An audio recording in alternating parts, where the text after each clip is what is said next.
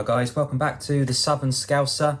Another preview, another weekend coming up, and another chance for Liverpool to turn around this horrible run of form.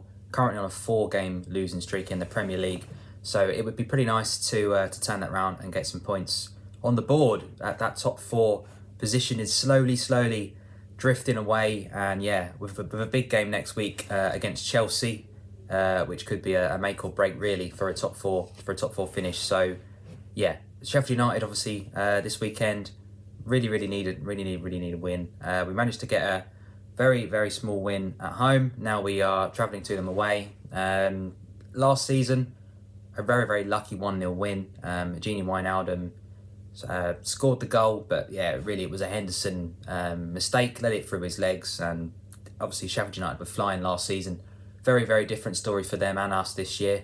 Both of us not hitting the heights that we both reached as well. So difficult one to call. Obviously looking at predictions for scores and team news and stuff today, but obviously I backed us in the last match against Everton, which obviously I did my instant reaction to last week, which was not particularly positive, but I did back the boys that week.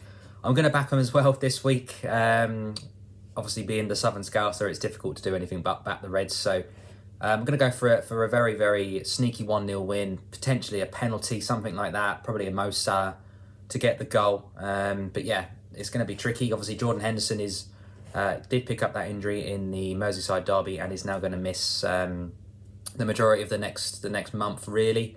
Earliest they can expect him back is the 3rd of April after the international break. So potentially could be facing Arsenal on his return. But yeah, I think that was best case scenario. Klopp was saying hopefully he'll play again this season. So yeah, it's not a quick one in Jurgen's words. So we're hopefully going to see Henderson at some point in April, if not in maybe towards the end of April and the beginning of May. So massive blow. Obviously that leaves Van Dijk out. It leaves Milner out, Henderson out. So we're down to the 4th captain now, which is Gini Wijnaldum, which not a lot of people know. There's been a lot of talk this week about who should captain the side. Should it be Alisson? Should it be Mo Salah? Should it be Trent? All of them have kind of captained Liverpool in the past. Jurgen's always kind of done it by, obviously if Wijnaldum wasn't playing as well, he's done it by who's been there the longest. We had a match against Midtjylland in, I think it was November in the Champions League, and Trent captained the side because he'd naturally been here the longest since his youth days. But yeah, I think Gini Wijnaldum will captain the side on Sunday. 4th captain officially, so there's no reason why he wouldn't. I know he's not signed a new deal. He's not committed himself to the club for the future, but for this season at least he's still here and he's 4th captain, so I'd expect to see him lead out the Reds this weekend. In terms of other team news, Keita and Jota have been back in training now, so expect to see them probably feature on the bench. I'd be amazed if Jota was to start, although we do need him.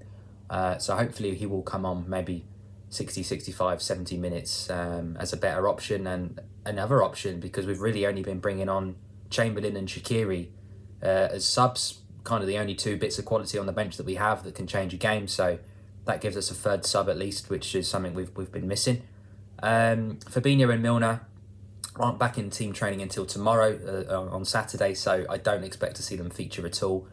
Maybe one of them on the bench, depending on how they go, but I'd be surprised to see them feature in the game itself. It was good to see Van Dijk back on the pitch as well in the photos this week at Liverpool's new training ground in Kirkby. Obviously not team training yet, but back on the pitch. He's done his gym work, he's done his rehab, and he's now doing some ball work outside. So that's really positive to see. Again, there's no timescale on his return, so again, anything more than out for the season is a bonus. If he plays 1 game, 2 games, it'll be great. But yeah, I'm not putting any pressure on there. Same with Gomez. He's not probably going to feature either until next season. So good to see. Hopefully they'll be able to feature at the Euros, depending on their respective injuries. But yeah, it'd be nice to see them getting the teams in international squads, because it looks like it could potentially be held purely in England, which would be amazing. So Euro 2020/Euro 2021 could be held in various stadiums around the country, potentially one of those at Anfield. So that would be really cool to see. Obviously, a little bit of sad news before I get into the team lineup prediction. Alisson's dad passed away really tragically back in Brazil. I won't go into too much detail, but yeah, it's really, really sad. Way before his time. So I don't think Alisson's going to feature this weekend. I don't think he's going to be in the squad. If he is, fair play, maybe that's the best thing for him. It's totally up to him. If he feels that it would be better for him to just carry on and get on with playing, then fine.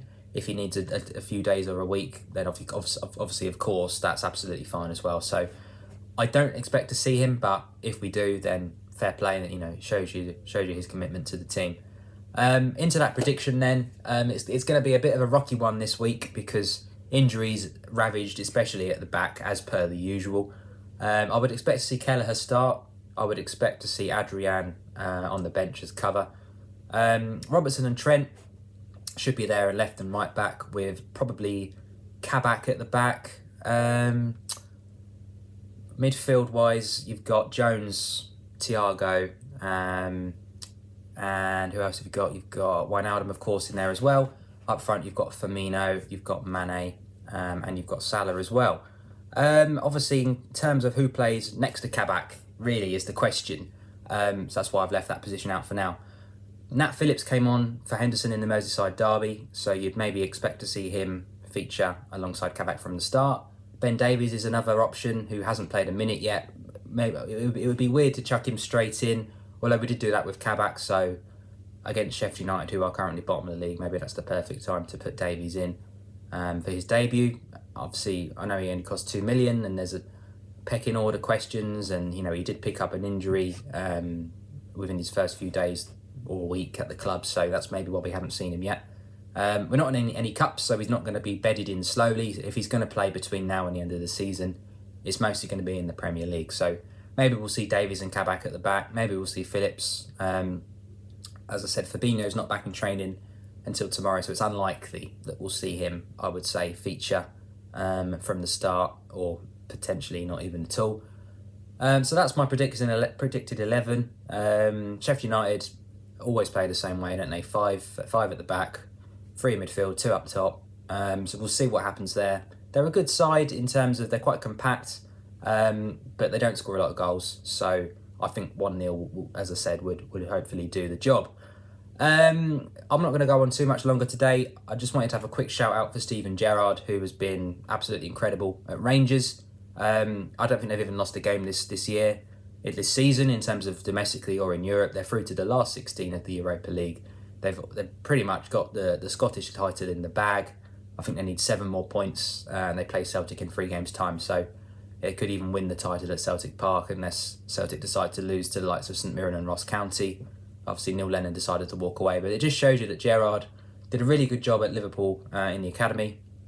Has moved that on to a more of a challenge, Europa League, Scottish League. He's gonna win his first major honour as a manager this season. So I can't wait to see him eventually succeed Jurgen Klopp. Not saying it needs to be anytime soon, but I think it's pretty obvious that when Klopp does call time on his Anfield journey, that Steven Gerrard is going to be a more than capable person to step in and be more ready than Lampard was when that Chelsea job came up. I feel Gerrard's gone out there and earned his stars a little bit more, got that little bit more of experience, and will be given a lot more time if he was to get the Liverpool job. Last but not least, just to let you know all the ways that you can follow me digitally. I'm at the South Scouse on Twitter. I've now got a Facebook and an Instagram, the Southern Scouser. And on there, I've also got a website, which is thesouthernscouser.com. On there, you can find my all-time Liverpool 11 that I have witnessed play, so from about 1997 to the present day. So have a look on there. There's blogs on there, exclusive things that you won't see anywhere else on the website, on the blog. So that's definitely the place to look. I'm going to put a link in the description of this video. So check that out as well. There's also a little bit of fun if you wanted to watch the Jurgen Klopp press conference from today, or any Jurgen Klopp press conference from the future. I've also done a Jurgen Klopp press conference bingo.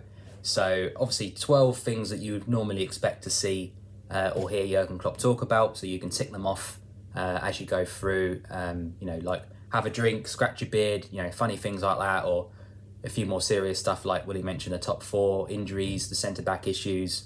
So have a little look on there. That's also, that's on the Facebook, on the Twitter, on the Instagram. Yeah, and that's also on the blog on thesouthernscouser.com. So give this video a like, give me a subscribe, and leave a comment if you fancy it. Also hit the notification bell and you will always be notified when I release new content. So I will do a blog just before kickoff on Sunday on my website with the lineup, with a prediction for the match, but in a bit more detail. But I think I'm sticking for 1-0 for the moment. So keep an eye out for that blog drop, probably an hour or so before kickoff. Have a good weekend, guys, and we'll see you soon.